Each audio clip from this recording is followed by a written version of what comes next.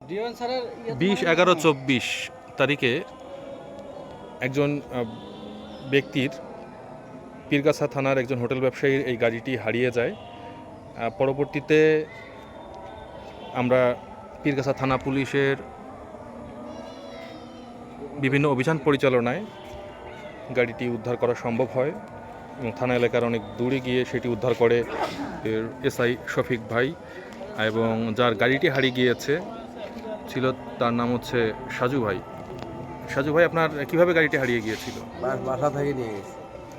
মানে হঠাৎ করে দেখেন গাড়ি নাই বাসার সামনে বা এরকম? ইনি আপনার ছেলে? কিভাবে গাড়িটি হারিয়ে গিয়েছিল? গাড়িটা আমি বাসার বারান্দা রেখে ঘরের মধ্যে যে একটু ঘুমাইছিলাম, ঘুম থেকে উঠে দেখি বারান্দা এসে দেখি গাড়ি নেই। শুধু একটি গাড়ি নয়, এভাবে পীরগাছা থানা পুলিশের ঊর্ধ্বতন কর্তৃপক্ষের নির্দেশে এসআই শফিকের নেতৃত্বে একটি টিম প্রায় কয়েকটি গাড়ি উদ্ধার করতে সক্ষম হয়। গাড়িটি পেয়ে আপনি কি খুশি?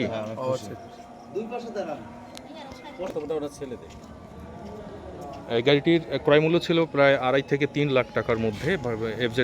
ইয়ামাহা এফজেডএস ভার্সন 3 গাড়ি। তো তা আপনার গাড়িটা পেয়ে কেমন লাগছে এখন?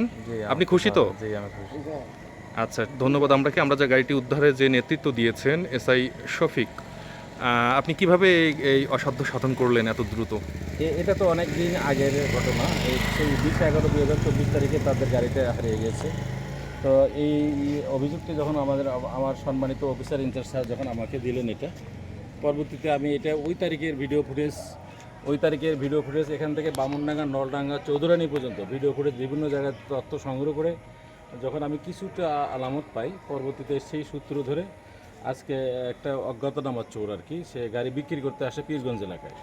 পরবর্তীতে আমরা যখন সেখানে যাই, তো এই পুলিশের উপস্থিতি টের পায়, চোর মোটরসাইকেল রেখে দৌড়ে পালিয়ে চলে যায়। পরবর্তীতে আমরা চোরকে ধরতে পারিনি, কিন্তু তার এই মহামূল্যবান সম্পদ যে হারিয়ে যাওয়ার মোটরসাইকেলটি, সেটা আমরা উদ্ধার করতে সক্ষম হই।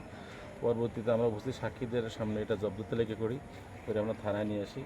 বাদীকে সংবাদ দিই, তো উনি এই বিষয়ে আপাতত মামলা করবেন না বলছেন।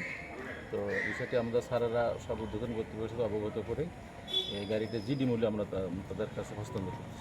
তাদের কি বৈধ কাগজপত্র সবকিছু পেয়েছেন? একদম তাদের বৈধ কাগজপত্র একদম ফুল কারেক্ট, সব ঠিক আছে। ধন্যবাদ আপনাকে।